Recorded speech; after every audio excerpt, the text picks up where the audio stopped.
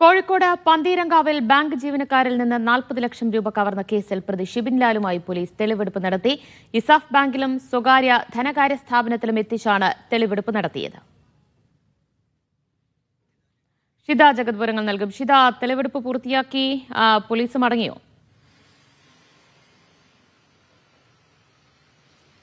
ദിവ്യ, ഇന്നത്തെ തെളിവെടുപ്പ് കഴിഞ്ഞിട്ടുണ്ട്. പ്രതിയെ ഷിബിൻ ലാലിന്റെ നേതൃത്വത്തിൽ പന്തീരങ്കാവ് അക്ഷയ എന്ന് പറയുന്ന സ്വകാര്യ പണമിടപാട് സ്ഥാപനത്തിന്റെ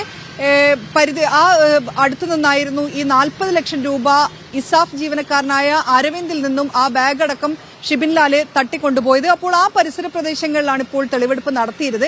അതിനൊപ്പം തന്നെ ഇതിനു മുൻപ് ഈ ഇസാഫ് ബാങ്കിനെ സമീപിക്കുന്നതിന് തൊട്ട് മുൻപ് തന്നെ സ്വർണം പണയം വെക്കാമെന്ന് കാണിച്ചുകൊണ്ട്, ഇത്രയും സ്വർണം തന്റെ കയ്യിലുണ്ട്, അത് മറ്റൊരു ബാങ്കിൽ വെച്ചിരിക്കുകയാണ്, അത് ടേക്ക് ഓവർ ചെയ്യാമെന്ന് കാണിച്ചുകൊണ്ട് മുത്തൂറ്റ് ബാങ്കിനെയും ഒപ്പം തന്നെ മറ്റൊരു ബാങ്കിനെയും ഷിബിൻ ലാൽ സമീപിച്ചിട്ടുണ്ടായിരുന്നു. ആ ബാങ്ക് ഉൾപ്പെടെയുള്ള പോലീസ് തെളിവെടുപ്പ് നടത്തുന്നുണ്ട്. ഷിബിൻ ലാലിന്റെ കയ്യിൽ നിന്നും ഇനി പോലീസിന് അറിയാനുള്ളത് ഈ 40 ലക്ഷം രൂപ എവിടെ എന്നുള്ളതാണ്. അതിൽ 55,000 രൂപ മാത്രമാണ് ഷിബിൻ ലാലിന് പോലീസിന് പിടിച്ചെടുക്കാനായിട്ടുള്ളത്. അയാൾ തൃശൂരിൽ നിന്നും കോഴിക്കോട്ടേക്ക് വരുന്ന വഴി യൂണിവേഴ്സിറ്റിക്ക് സമീപത്ത് വെച്ചാണ് കസ്റ്റഡിയിലെടുത്തത്.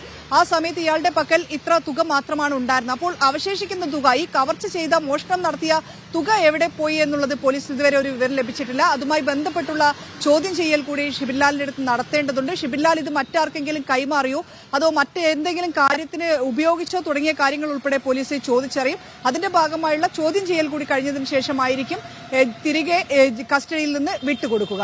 ദിവ്യ.